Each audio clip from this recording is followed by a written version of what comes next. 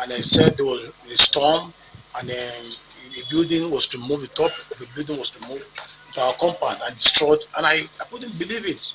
I would have left with the car because of the fuel issue.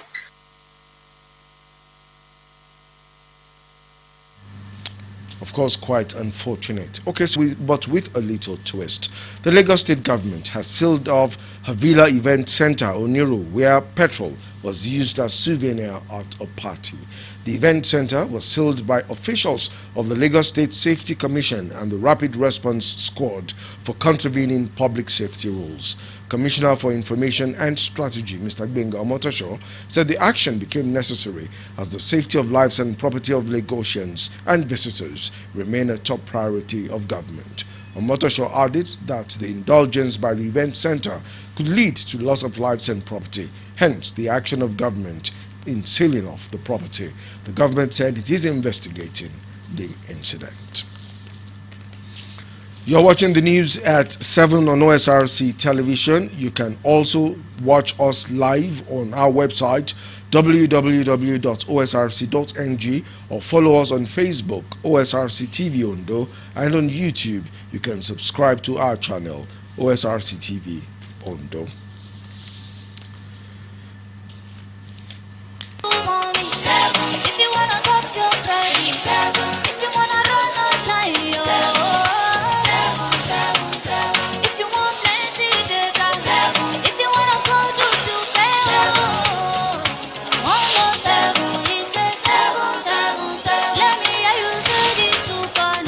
Sensational world of glow, now accessible through one code, *777#. Thank you for staying with us on the news at 7. Data from the United Nations indicates that women are underrepresented at all levels of decision making worldwide. This trend seems to make achieving gender parity in political life by 2030 a tall dream. Joy Pius in this report samples the views of women against the backdrop of the National Assembly's rejection of 2 bills recently brought before it, seeking to search chances of women in Nigerian politics. Women participation in politics is believed to be a fundamental prerequisite for gender equality and genuine democracy, as it facilitates women's direct engagement in governance. In developed democracies today, girls and women have rights to vote and be voted for, serve on boards, and make their voices heard on issues that affect them, their families, and their communities. This perhaps prompted a member of the House of Representatives in Kiruka, Onyejocha, to sponsor a bill which sought to create an additional senatorial seat in 2 federal constituencies in each state and FCT for women, among other provisions. The bill, which was voted against by lawmakers at the ongoing constitution amendment at the National Assembly, sparked protest from women groups in Abuja calling for the speedy passage of the bills. The 2 places where the constitution talked about women were places where they were discriminatory, where they wanted to bring the issue of child marriage, talking about who is an adult, and said when a woman is married, the woman is an adult. In a country where we know that 10-year-old, 12-year-old are being forced to marry. In Akure, the Ondo state capital, its rejection generated reactions among the female folks. Nigeria, this is actually very sad. Sad indeed also because these bills have been rejected with a high level of impunity, with a high level of nonchalance, making it seem as if women do not have a place. And of course, when you also look at some of the provisions of the bills that were thrown out by the National Assembly, you realize that it's actually, there are bills that actually make it seem as if women have a lower status necessarily society. And we are saying no to this. We are not happy about this. We are indeed angry that in a country where we contribute to the GDP, in a country where we have equal voting rights, in a country where we actually do all we can to develop this nation, we still are seen to have lesser rights than the male counterpart. This is unacceptable. Nigerian women are not happy. Ondo State women are not happy about this, and we are raising our voices to say no to this. Society, population of Nigeria as a country, the percentage of women is above 50. And in a situation when you are saying this set of people have no bearing of the is rather to we are not impressed, and women are stand and rejecting what they have decided. That now encouraging women to come into situation about one around people in the Senate House, and you're having just 7 women there. Where do they want them at the decision-making level? We have quality women who are up there, who have the sense, who have the knowledge for the running of this country, so that we can develop rightly with the other countries. We are saying we are giants in Africa. What type of giant we are when we don't want the larger population of the society to take part in the decision making of the country and to be involved in the decision making of the country and to be involved. We want the inclusion of women. So all women in Nigeria, we are standing up. All NGOs, especially women-led NGOs, we are standing up to reject what decision they have taken at the National Assembly. They advocated that in order to meet global developmental goals and build strong, sustainable democracy, women must be encouraged, empowered, and supported in becoming strong political leaders. Let's have women coming out to contest for Senate, coming out to contest for National Assembly, for representatives, coming out to contest the seats in representative as in the legislative arm of Ondo State. We need to have women in these key positions, these key law-making positions. That's the only way in which we can actually ensure that our rights are not thrown out, but our rights are actually given to us as women in Nigeria.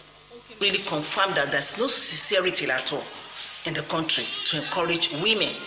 Why are people bringing religion into political situation of the country? We have different religion in the country. So let everybody come together. Let us bring our idea together. What our women can contribute to the development of this country is very, very high. And our women, we women should not be trampled upon. The Bible says that. As the call for women emancipation in politics takes the center stage in Nigeria, it is the desire of women that criteria for political participation will be made flexible for them to contribute to national development. Joy Pius, Osrc News. Staying with issues that have to do with women but away from politics, a senior advocate of Nigeria, Ebunade Gboruwa, has described the new dress code for female police officers as illegal. In a statement, the lawyer said the new dress code should be reversed. The Nigeria Police Force had approved a new dress code that allows female police officers to voluntarily wear stout earrings, headscarves under their berets, or peak caps while in uniform. Adegboruwa, however, said the new dress code of the Nigerian police is illegal, ultra-vires, and should be reversed. And moving to the foreign scene, the third batch of Nigerian evacuees following the Ukraine-Russia war arrived in Abuja late last night.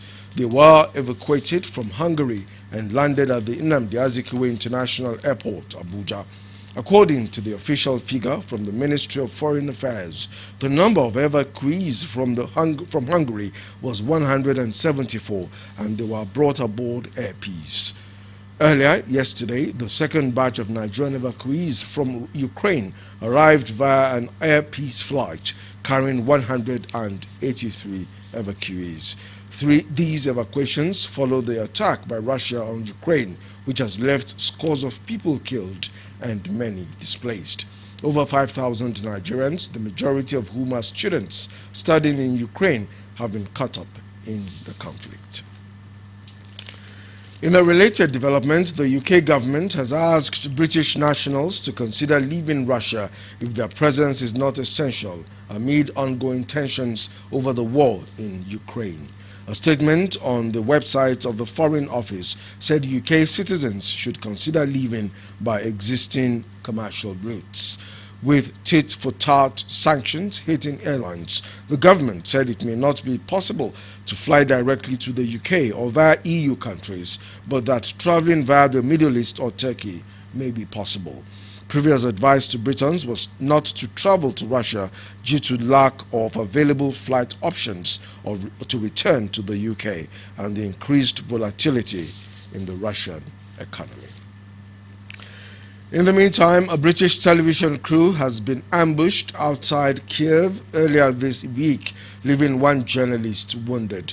Stuart Ramsey, the chief correspondent at Sky News, was hit by a bullet in the lower back on Monday as they drove towards the Ukrainian capital. It was gathered that 2 bullets hit a camera operator's body armor as the 5-person crew escaped with their car and was later rescued by the Ukrainian police. A Russian saboteur reconnaissance squad is suspected to have carried out the attack. And out when the news at 7, a look at the major stories. Governor Oluwarotimi Akeredolu has called for the continued promotion of internal democracy, values and principles in the All Progressives Congress APC. While hosting a national chairmanship aspirant of the party, Senator Tanko Almakura in Akure, the governor urged party faithful to place the APC first in their aspirations. Reactions have continued to trail the rejection of some bills at the National Assembly, seeking more place for women participation in governance. Some respondents in Akure State capital called on authorities to have a rethink on according women pride of place in politics and governance. The Lagos State government has sealed off an event center where a party was held and petrol was used as souvenir amid the